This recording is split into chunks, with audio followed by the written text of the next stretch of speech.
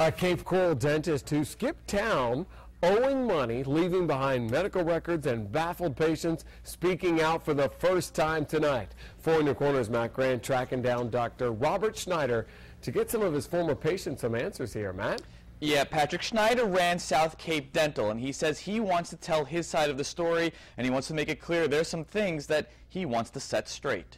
Speaking to us via Skype from Michigan, Dr. Robert Schneider said he was sorry. Do you feel you owe patients an apology? I would apologize to patients for all the trouble. It's very frustrating to not be able to get your records. We first told you about Schneider a month ago. After not paying rent for several months, Schneider's landlord locked up the practice, saying he was owed $15 grand in back pay. Do you plan to pay the landlord back the money that you owe him? At this point, I am in bankruptcy, still in bankruptcy protection, and can't comment. Schneider tells us he filed for bankruptcy back in January, a combination of a bad economy and not enough employees taking care of his practice while he went back to school in Michigan.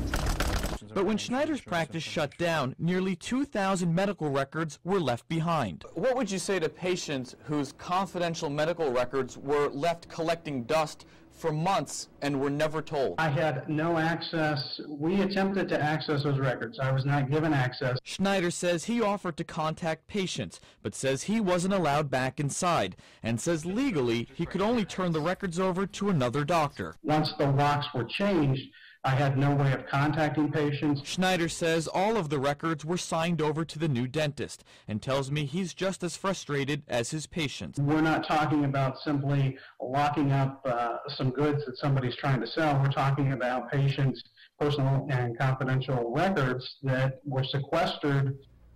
Schneider says the records were always locked up even though he wasn't there. If you want to know how to get a hold of your medical records, you can log onto our website at fox4now.com.